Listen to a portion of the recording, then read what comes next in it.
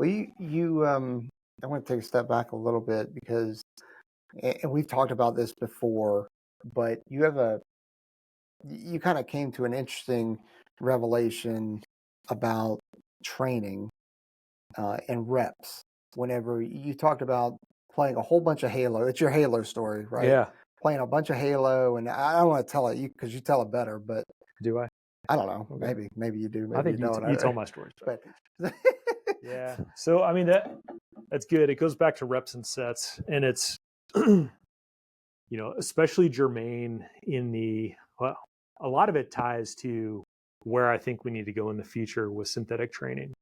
And the thought out there is that it's old dudes, and maybe it has been in the past, old dudes like you and me, or we push back on like new age training and don't value that. And I think that can be true, but to an extent. But there's some really specific value, and I know you've seen it in your community, and we see it in like JTAC simulators. But the synthetic environment, it's what I think we all push back for is that it can be a direct comparison for that real life experience. Yeah, it can't it's be. not. So let's stop trying to have that argument. So we always have the wrong arguments, right? So let's not have that argument. Really, the talk is synthetic, and is it valuable in some areas, and what can we do with it? And for me, my revelation was, I was a young flight lead in Kunsan. So I'm a flight lead. I've upgraded. I'm doing well. Actually identified as someone who's doing really well as a young F-16 flight lead. And maybe had some drinks. It's Kunsan. Yeah. Who knows? Anyway, so I mean, this is early 2000s, so Halo is hot. Might have even been Halo 2.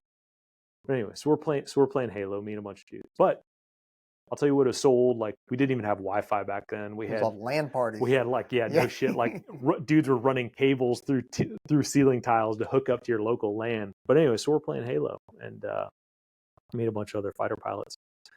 And one of my good buddies, he's talking shit like he always does. Well, as he's talking shit from down the hallway, I can hear him. I go and like jump off of like this really tall, high like structure, land, and immediately like no scope sniper rifle from like 350 simulated yards right through the dude's head and just fucking drop him like hard, win the game for the team. And like in that exact moment, the thing that struck me at that point of not only just being fantastic and awesome at Halo, being an awesome fighter pilot who's recognized as someone talented, the thing that struck me at that moment was, why am I better at Halo than I am at my own primary mission weapon system? And it all goes back to how we train. And that right there, I was like, not going to have it. So the F-16 has, and all platforms have differing levels of simulators, ones that are just kind of like Falcon 4.0, Thrustmaster controls, Microsoft Flight Simulator, to then like, okay, it's definitely an F-16. It's been approved by the lead contractor in the F-16 case, Lockheed. It's certified that it's realistic like an F-16, but maybe it doesn't have all the displays. It just has a TV screen. And then you have, your full 360 dome that are moving. Linked together with other platforms. And so you can all simulate a fight. Well, every F-16 unit has just your base level trainer that they keep in their vault, but no one uses it.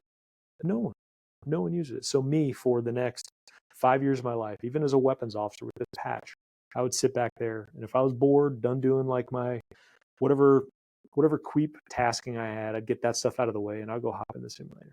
And I'm just in there just doing like basic bomb dropping, basic missile shooting, just those kind of reps and sets, and just doing that over and over again. So it was just muscle memory. You would think that we do that in fighter aviation, and to this day, we do not do that in the way that we train. The same way that like I would expect someone to be a champion or elite at any sport or musical instrument or mathematics, those reps and sets, we do not impart that into the way that we train our basic people. It's almost like it's seen as beneath. And it's like, especially once you start to build some of those credentials as a flight lead and instructor pilot. Doing that is almost going backwards, because the built-in assumption is that you know how to do that stuff and you can do it. And I would challenge that we can all be better. And just because you might be the best person on the base doesn't mean you can't be better yourself. Mm-hmm. And I think that's in particular something where there's synthetic environments, something that I can, it would take 20 plus years of doing nothing but flying a fighter and doing a very basic mission set, millions and millions of dollars to be able to get that experience. Or I can go hop in a sim and get that for free over the course of a year. Right. The cost difference That's is right. enormous. Yeah, and you can just go rep, reset, and just keep doing that. Yeah. And then the bigger thing, and when we talk about future and advanced technology with AI, is I want AI to be able to teach Peaches how to be the best based on what it knows you need. Not just I show up and I do the standard pipeline training, like, here's the given scenario that we give every single student. Here's what trips up every single F-16 pilot. So we'll give them that scenario and hit play. Like, maybe I do that first, and maybe I have to do that every once in a while.